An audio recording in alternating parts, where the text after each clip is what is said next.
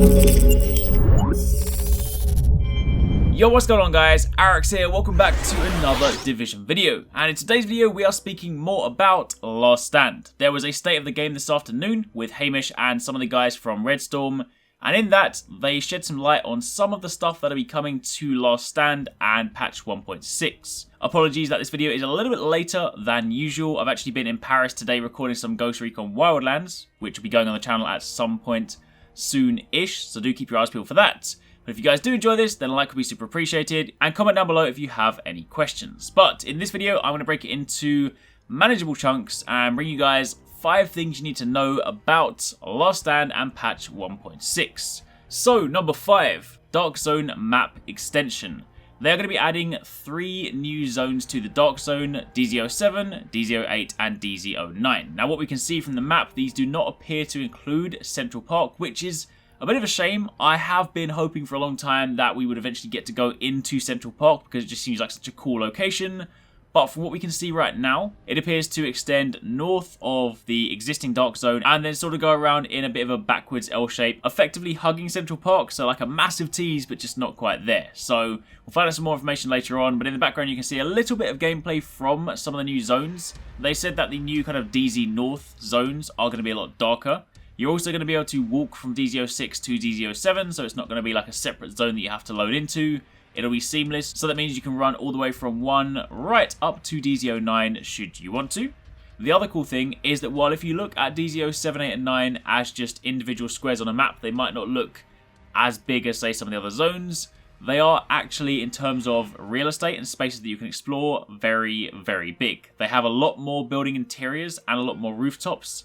So there'll of course be some more verticality to combat, and there will also be a lot more inside spaces for you to explore. They basically wanted to kind of create these to have sort of arena style combat zones that give people more spaces to fight inside and not just kind of those conventional sort of pass through corridors where you basically run from the front of the building to the back. So that is super exciting. So don't necessarily look at the map and just think, hey, they don't look very big, because you need to factor in that within those squares there's a lot of kind of interior space and underground space and rooftop space that should be really good fun. On top of that, this is something that I am so happy to hear. You will finally be able to travel between Dark Zone checkpoints simply by being inside those checkpoints. So you won't actually have to walk out into the open world, fast travel to another checkpoint and walk back in. You'll just be able to be in a Dark Zone checkpoint and jump to another one. Do, however, bear in mind that this does count as leaving the Dark Zone. So if you're carrying contaminated loot, you couldn't just suddenly go into, say, the northwest checkpoint and travel to, say, the southeast because you want to get to like a, you know, less hot extraction zone. That would count as leaving, so you'd lose your loot. But for anyone that does want to kind of jump around, maybe you're doing some sort of, you know, rogue chasing or something, then you can, of course, use that. It's also going to make my weekly reset videos a lot quicker because I'm not going to have to walk out of umpteen different doors. So that's nice. It's also worth noting that DZ7, 8 and 9 will be part of patch 1.6 and not Last Stand, which means it'll be available to all players for free. So even if you don't buy Last Stand, you're still going to get the Dark Zone extension. Final thing under this category as well is that Last Stand and 1.6 are not timed exclusives, which means PlayStation players are going to get the content the exact same day as Xbox and PC players. So the timed exclusive stuff was purely for Underground and for Survival. That ends with Last Stand, so everybody, when they announce a release date, that same release date will be applicable to all of us. Really, really good fun. Moving over to number 4, dedicated PvP. I of course spoke about this after they released yesterday's teaser trailer, but they confirmed it today in that Last Stand is a dedicated PvP mode. It's an objective-based mode and it takes place inside the Dark Zone. It is a separate experience from the main Dark Zone, so you queue into it like you would say Survival. It's also an 8v8 mode and not the kind of previously sort of seen 3v3 or 5v5 that I thought it might be. So 8v8 is confirmed. You can go into either solo or with any number of people up to 4, and you'll then be matched with another group to kind of make up a team of 8. You of course can't create your own team of 8 because, you know, the game only supports teams of 4. Typically the maps in Last Stand are comprised of DZ1 to 3, DZ4 to 6, DZ7 to 8 and DZ8 to 9. So it's like 4 different map zones. They're going to be quite large, but of course the objective nature of the game is going to force people around, so it means you should still see plenty of combat. Games will typically take up to a maximum of 20 minutes. They can of course be quicker if you do complete the objective, but they will be a maximum of 20 minutes. You will also need to be level 30 in order to participate, and the mode itself is similar to Domination in that there are 3 zones, Alpha, Bravo and Charlie, around the map that you need to capture in order to score points or upload data, narratively speaking, and that is effectively how you win the game. However, a little bit of a twist on the kind of conventional Domination mode, each zone is actually comprised of a number of sub-objectives and you need to capture those in order to hold the zone. Typically that is 3 turrets and a pulse beacon, so turrets are used for defense, and the pulse beacon lets you know if someone is entering your zone. However, on top of that, there are also PvE elements in this mode. Being in the dark zone, there are also landmarks present, and on those landmarks there are AI enemies. If you kill those enemies, then you are rewarded with Shade Tech. This tech is then used to activate fortifications in your zones, so things like the turrets you saw, and you can also purchase tactical boosts for your team. Now, tactical boosts are things like faster data upload, i.e. point scoring, more points on kill, etc. They only last for a short period of time, but of course they will be vital in A, getting a good lead to begin with, and maybe also turning the tide in battle if you are trying to kind of, regain your points or regain your lead. Also, as you hold zones, you're able to use them as spawn locations, and as the game progresses, once you start getting towards late game, then in order to kind of help with pacing, if you are, say, starting to lose, then you can actually get to the point where you can spawn on or around your teammates. Obviously, in a fair fashion, you won't necessarily be able to just drop on your teammate and suddenly wipe out an enemy that was about to win, say, a gun battle. It's done in a fair way, but either way, that is going to be cool, so you'll basically be able to spawn straight from the mega map and not have to just kind of select whatever's on screen from your death. There's also, of course, no penalty for dying like you would in the regular Dark Zone, so you're not going to lose any currency or keys or experience or loot because this is a dedicated instanced PvP mode. Moving over to number 3, and that is rewards. So, Last Stand has a progression system that is similar to Underground in that you play games, you rank up, and it has a maximum rank of 40. When you rank up, you earn caches, and of course these will contain items, weapons, gear, stuff like that. Certain rank milestones will also award you with unique cosmetic items that you cannot get anywhere else.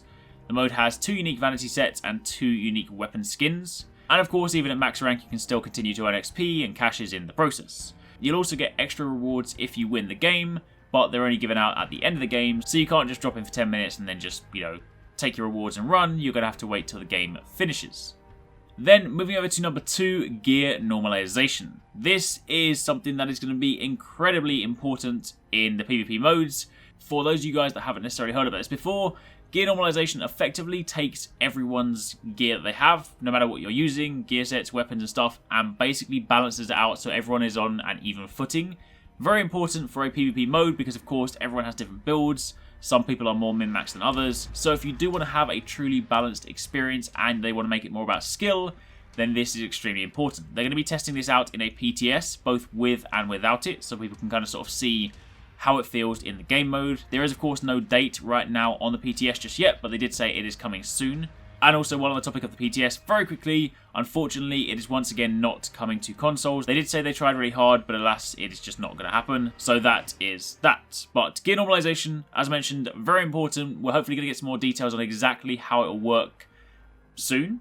But effectively, it would normalize your stats, so everyone would have, say, the same or similar toughness, DPS output, skill power, I'd assume, and I don't know what it would do to, say, weapon talents. I'm going to imagine that weapon talents may still factor into it, so in that respect, there will, of course, still be favourite picks and whatnot, but in terms of actual damage output, skills, toughness, and things like that, then that should be normalised to create a much more even playing field. So when you encounter a player, you know that you have just as much chance of killing them as they do you.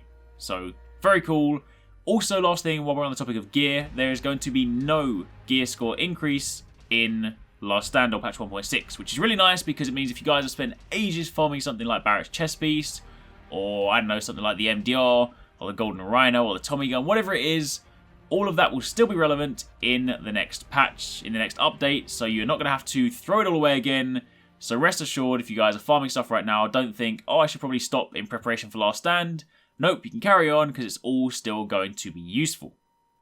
And then finally, last thing is number 1. It is not just PvP. I appreciate there are lots of people out there that do not like PvP, and you're probably listening to a lot of the Last Stand stuff thinking, this is a PvP update, I'm not happy with this, I don't like this. There is going to be a brand new incursion, and this is pretty exciting. I'm hoping it's a lot better than previous incursions because right now, Truth be told, no offense, but I've not really been impressed with the incursions up until now. So I genuinely am hoping that they pull out all the stops with this one and try and make it a really enjoyable experience, something much more kind of mechanics focused, where people need to sort of assume roles and kind of like work properly as a team and not just kind of go in with like max DPS and just blitz through enemies. And there is also going to be more PvE stuff that is not just the incursion and the PvE parts of Last Stand. They haven't disclosed exactly what they are just yet, but they did say that in 24 hours, in fact it's less than 24 hours at the time of making this video, basically tomorrow there is going to be some more information, so I'll also do a follow-up video then when they share that one. Hopefully we'll find out more then. But either way, rest assured this is not just a PvP update. Yes, there is of course a big PvP focus with the whole Last Stand game mode and, you know, the balancing and the patch 1.6 stuff, but it is not just PvP. So, that's pretty much it. That's the information for today's State of the Game. Hopefully you guys found it useful. Any questions, drop them down below. Let me know what you guys think. Let me know if you guys are excited. All that stuff. Take it easy. Catch you next time. Peace out.